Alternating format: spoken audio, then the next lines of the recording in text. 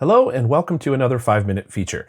We're going to feature today a new lens, the Sigma 12mm f1.4 DC contemporary lens. It's a wide-angle lens designed for aps-c cameras, which are the smaller, sometimes called crop sensor cameras, which is different than full frame, which are larger sensor cameras. If you're not sure what all that means, come into the store and let's have a chat. We'll be glad to talk with you about that and help you understand the differences. So what I'm going to share in this video is the specifications. We'll walk through that and talk a little bit about why they're important, talk about typical use cases for this lens, and then also talk a little bit about how this lens works. I'll show you some photos I've made with this lens, and then we'll let you make up your mind whether this might be a good fit for you. So let's move into the specifications and talk about that next. Okay, so let's talk specifications. First of all, this lens is small. It's only 2.7 inches in diameter and 2.7 inches long, so very, very tiny. It's also very light. It's only 8.3 ounces, but it feels lighter than that. And even though it feels light, it feels very, very well made. It's a very, very high quality plastic. We'll talk a little bit more about construction in a second. And then the minimum focusing distance, MFD, is 6.8 inches, which means you can get really close to your subject. And that's one of the fun things to do with a wide-angle lens. I'll share more on that in a second. And then the price is $629 US. Moving on to what camera systems this is available for. As I mentioned, it's aps-c, so that's crop sensor for Sony E mount, and then also for Fujifilm X mount and Canon RF mount. All those the crop sensor mount of both Sony and Canon, and Fujifilm is only crop sensor mount. So some typical uses for a wide angle lens like this is architecture. I'll show you some examples of that. Astro photography, don't have any examples of that.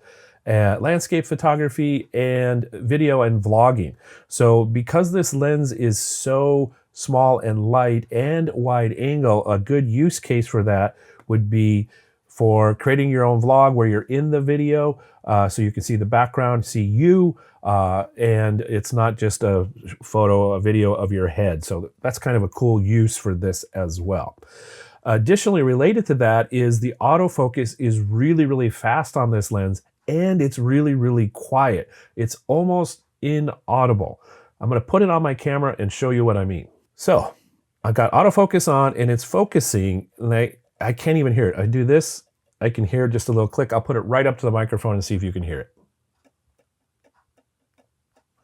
So that is about the quietest autofocus system I've heard in a lens.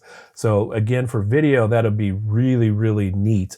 Also in any other quiet environments, it's just nice to have a quiet autofocus system. Let's talk a little bit about how this lens is made. As I mentioned earlier, it is made out of a high quality plastic.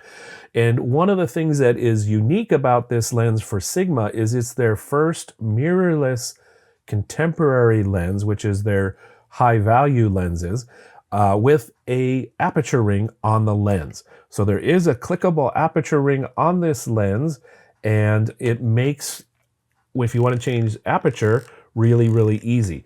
If you're using a Canon lens, that ring is what's called a control ring, which I'm pretty sure you can assign to aperture as well, or other functions. On Sony and Fujifilm, this would be just an aperture ring. Another cool feature of this lens, it is specified as being splash and dust resistant, which is a first in my knowledge of a contemporary series lens from Sigma. So that means it's got a little more robustness about it, a little more potential durability. Additionally, there is a rubber gasket at the back of the lens that will seal it against the camera body. So that's kind of nice in our Northwest here. So when it's drizzly, quite frequently. Next, I'd like to share a few images I've made with this lens and talk a little bit about, again, use cases for this lens. This lens to me is a storytelling lens. It's great to put this lens close to things and change the perspective, get a different view of things. It'll also do very, very wide for landscapes. But one of the fun things to do is put it close to things and change that perspective. So let me show you what I mean. So here's an example. I'm up close to this wall with the light rays coming in from that colored ceiling. So get this interesting look that you can't get with a non-wide angle lens. So this is kind of fun. One of the things I really enjoy about creating compositions with a wide angle lens like this. Another example is inside a coffee shop up close to this light fixture, and it looks different, which is, again, another, I think, way to tell a story in a photo that's different than you would get with ordinary lenses. One way to think of this lens is like the 0.5 lens on your phone. If your phone has that kind of a lens, it's a very, very wide angle, and you get that interesting perspective. You can also do more traditional type photos without that distortion perspective. And here's an example of that in this architecture photo.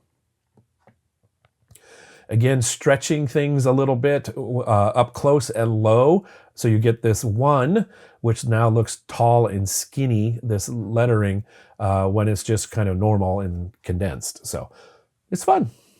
Another fun thing to do with this lens is to get these sun stars, and this lens makes it so easy. Usually you have to work a little bit to get the sun or any other bright single point source of light to intersect with another element in the photo to get sun stars, but this lens will do it with just bare, naked, if you will, points of light like the sun. So here's an example. Here's another one. And again, this adds another element to your photos than what you see with your human eye, and it adds a layer of storytelling that's not there when you're just looking at it. Because this lens has a very large aperture opening, it will give you a blurry background if in certain compositions. And those compositions usually mean you need to get close to your subject and have distance between your subject and your background.